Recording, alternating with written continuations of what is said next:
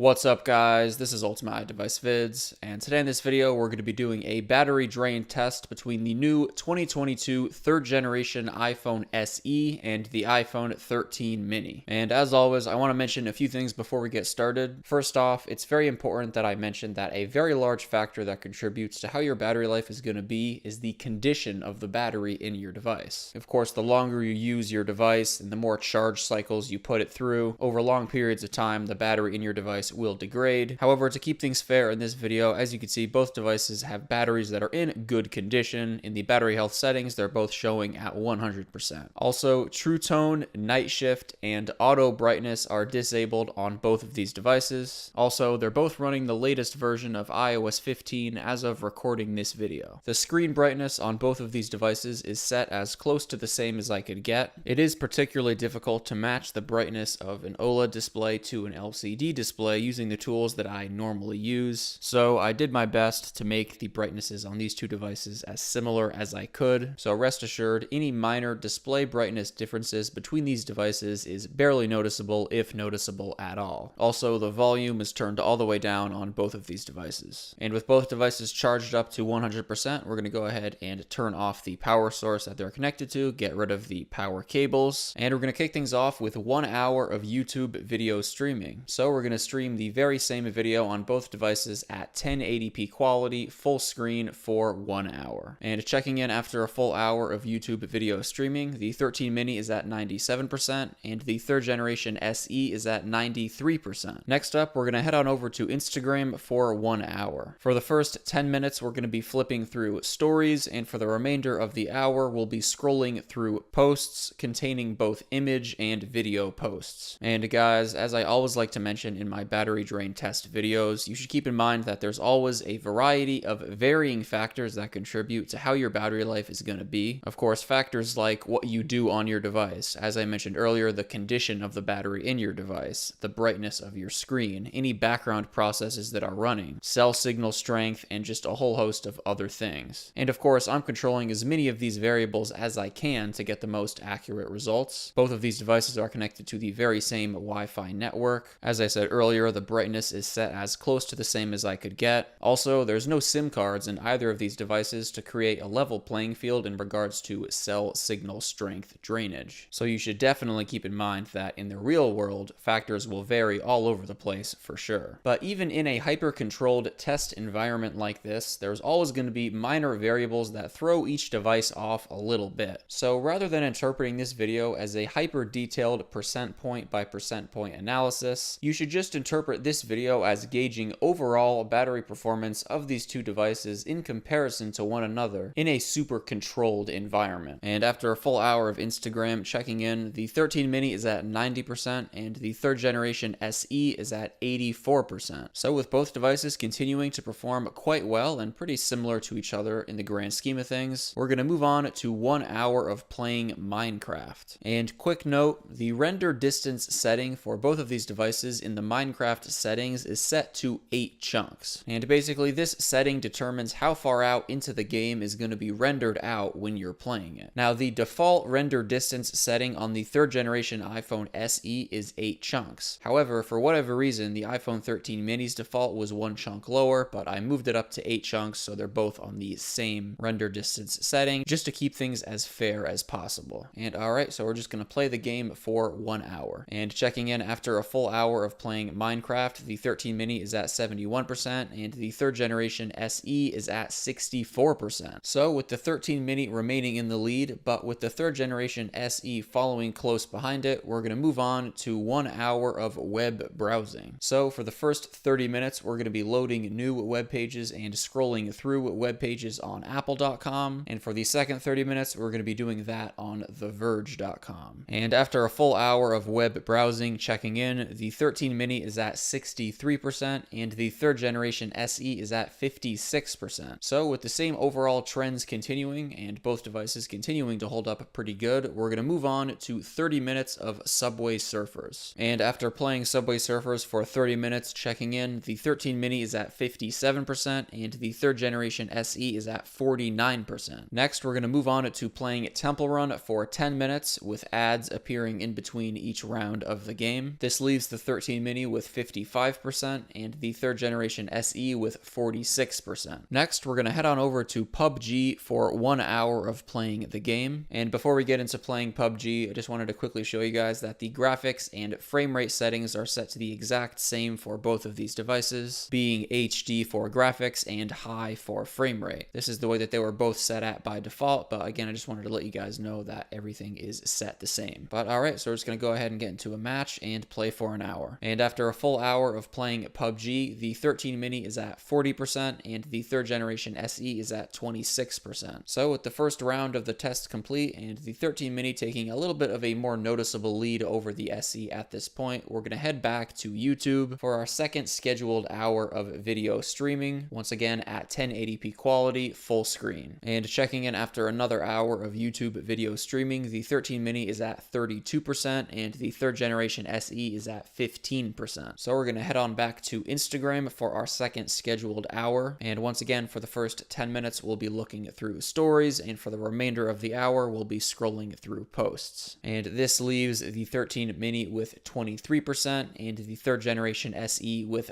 5%. So with the third generation SE just barely hanging on, we're going to head back to Minecraft for our second scheduled hour of playing the game. And 8 hours and 3 minutes into the test, the third generation SE dies. And with the 13 mini being the only device remaining, we're going to close out the remainder of this hour of Minecraft. And after that, that leaves the 13 mini with 8% remaining. So we'll head back to Safari for our second scheduled hour of web browsing. And just like last time, for the first 30 minutes, we're going to be loading new web pages and scrolling through web pages on apple.com. And for the second 30 minutes, we're going to be doing that on theverge.com. And at 9 hours and 35 minutes into the test, the 13 mini dies. And there you guys have it. Here are the final results. Honestly, I'm pretty impressed on account of both of these devices in regards to how they performed in this test. And I just want to mention once again, this is a hyper-controlled test, so definitely keep in mind that, of course, in the real world, factors will definitely vary all over the place. And of course, just how you use your device is also a big factor, and also, of course, the condition of the battery in your device. But if you guys use either of these devices, let me know down below in the comments section how the battery performance has been for you. Thank you guys so much for watching this video, and I'll catch you in the next one. Peace out.